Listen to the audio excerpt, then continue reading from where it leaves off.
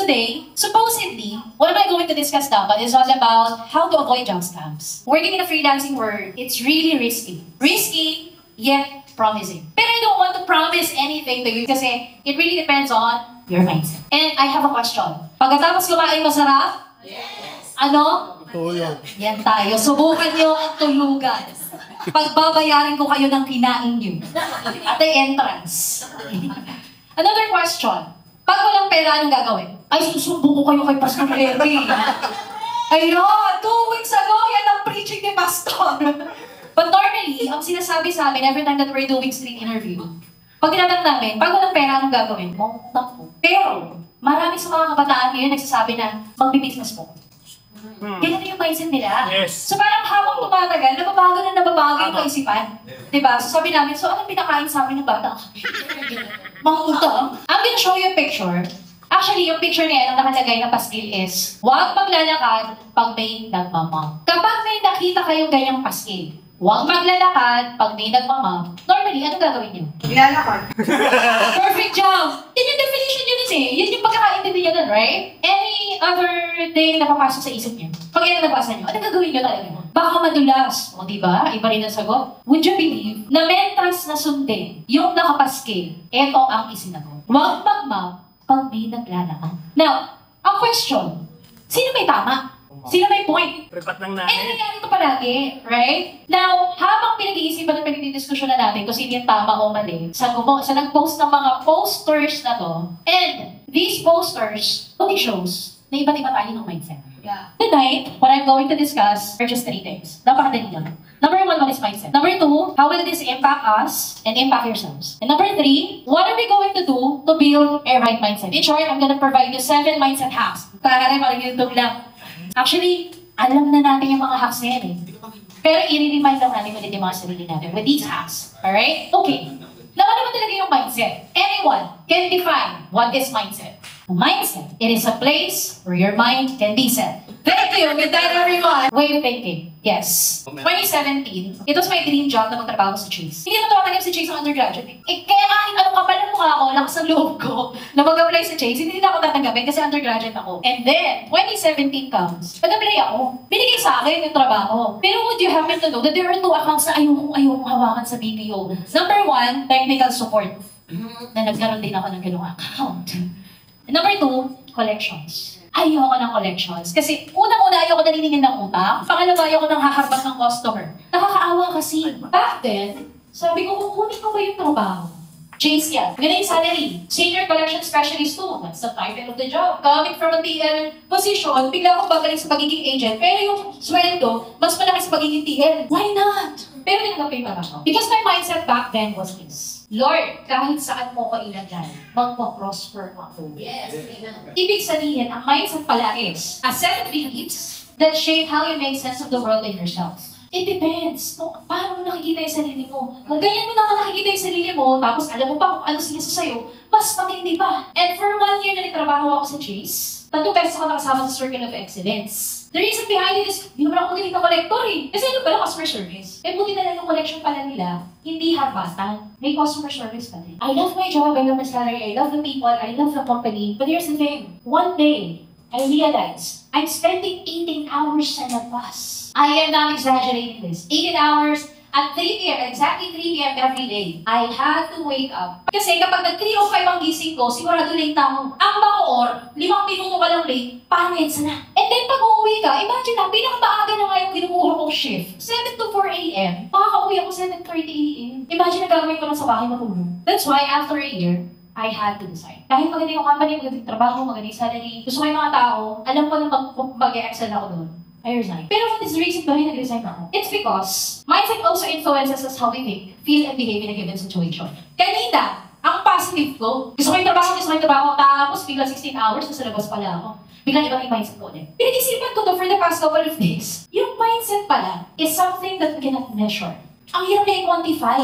Alam ito pala usapang pera, finance, wealth, alam mo kung kaya mo i-quantify. Kaya mo bilangin na ito yung kita mo, ito yung goal ko for the next month. Kaya yung gusto ko by next year, meron ako 1 billion. Madaling bilangin. Even our health, quantifiable yan, measurable yan.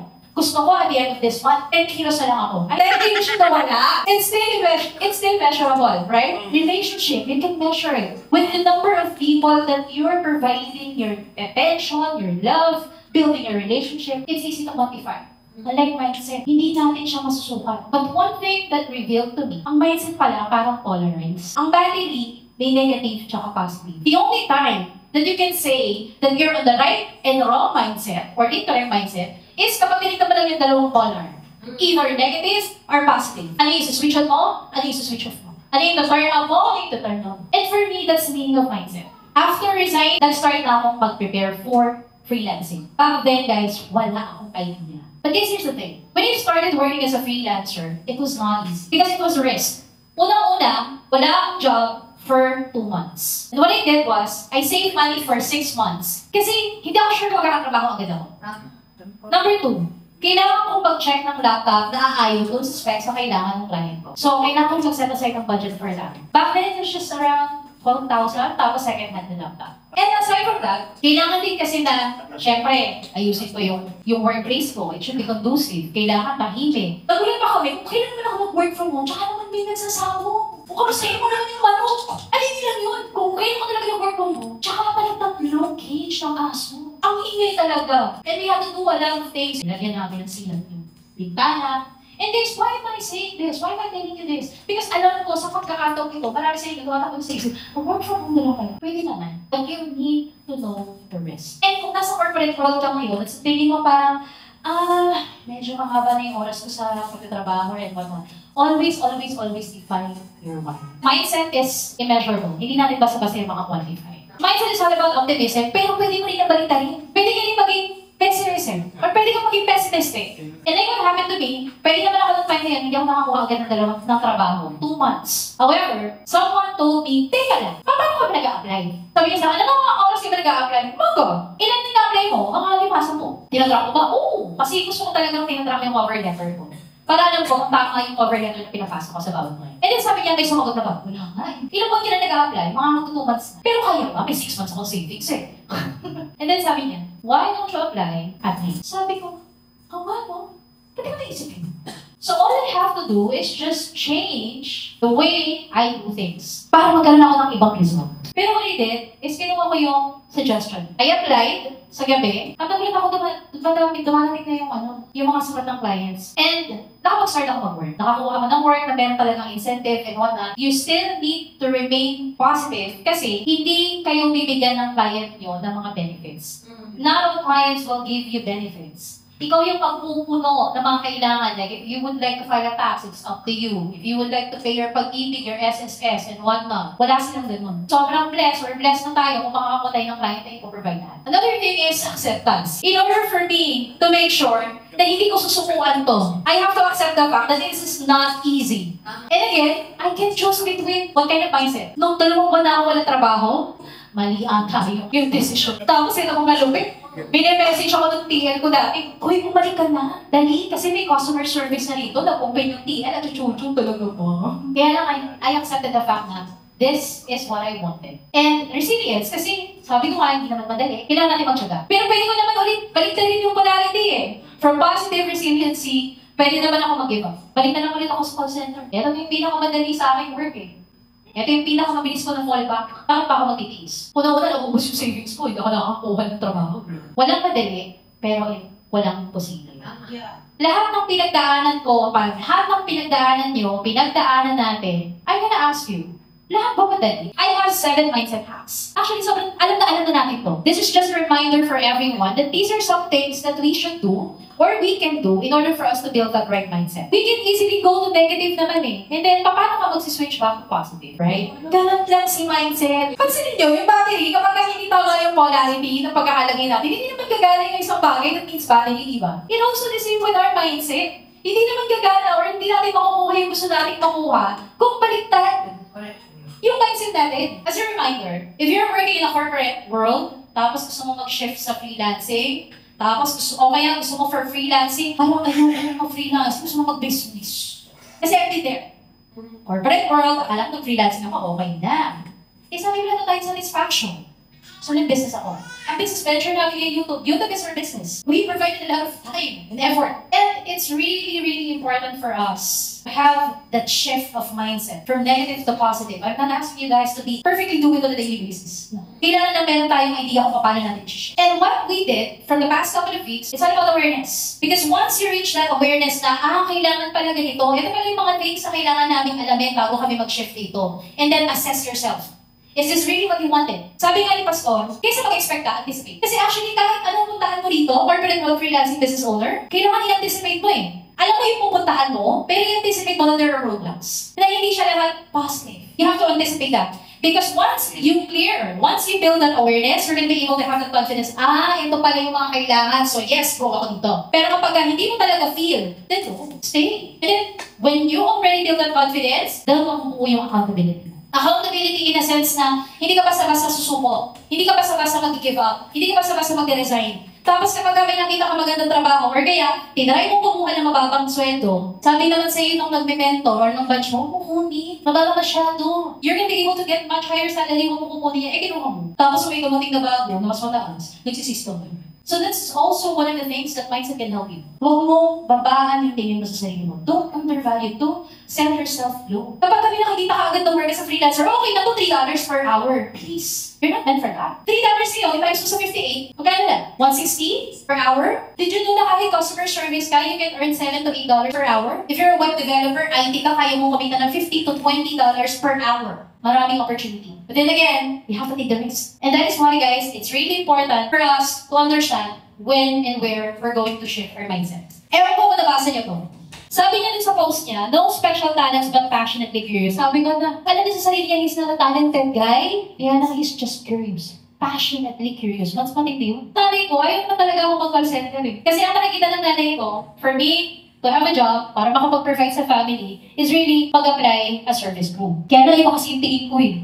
Bakit ako magpapagod kung pwede iba mas malaki dito? And this is also what I meant by this. Kaya nung nakita ko siya, sabi ko, ang galing mo kung ano. Kasi honestly, kahit magaling ka kumanta, kung di mo naman ginagamit. Marunong ka mag-gitara, pero ayaw mo naman i-enhance, ayaw mo naman i-improve, ayaw mo naman gamitin. Wala, that is also mindset. There's one great example of mindset. Another question. Sino sa tingin nyo yung tama sa posters kanina? Sino? Parehas? Bakit mo? So parang sila tama. Kasi nga, as you mentioned, kanya-kanya tayong mindset, right? And we can either switch yung ano yung negative para sa atin, ano yung positive. So, ano yung benefit, doon tayo mag-focus. So, wag mag-map, pag may naglalakad, yun yung nakikita niyang positive sa kanya. Yeah. And then on the flip side, pag maglakad, pag may nagmamap, yun naman yung nakikita niyang positive sa kanya. Yeah. Alright. Thank you, Nori. Appreciate that. And sabi ko nga kanina, yung nag-post nito, parehas may point. It actually depends kung anong mindset nyo. Now, here's the tricky part about mindset. Negative and positive. Are you going to respond with responsibility or are you going to react? Which one? Kasi doon sa nag-post, na huwag maglalakad pag may nagmamap, I know na yung nag-post ito, gusto niya lang naman na maintain yung cleanliness. Kaya lang, yung nag-post ng huwag magmap pag may naglalakad, ang gusto niya, di ba? Honestly, hindi ko alam kung ano pumasok sa isip niya, ba't ito sinabi. Pero to Nori's point, mindset niya yun eh. Ang thin line lang between these two is when we are actually providing a response, being responsible, kailangan natin ma-make sure that we are not destroying any relationship. Baka naman kasi pinaglalaban natin yung alam natin tama because of our mindset, pero ang nangyayari, nasisira yung relationship, hindi natin nagagawa yung tama, and worse, kapag ang sinunod ng mga tao sa bahay na yan, huwag magmapag may naglalakad, palagi may naglalakad. So sa tingin mo na mangyayari sa floor, marami na. Right? Kung magsisentering lang naman tayo ng mga ganitong rule, especially sa bahay, sa kasama natin sa church, sa trabaho. I have this friend, sabi niya sa akin, nagtatanong siya kung meron akong bagong opening. Kasi sabi ko, what happened? Sabi niya kasi po, feeling ko pinag-initan po ako ng management. Tinanong ko siya, bakit ganon? Sabi niya kasi parang feeling nila, lagi ko silang kinakalaban. Kasi napaka-outspoken niya. And sasabihin niya talaga kung ano yung gusto niya sabihin. And again guys, walang masama. We have to make sure na makakasakit ba yan?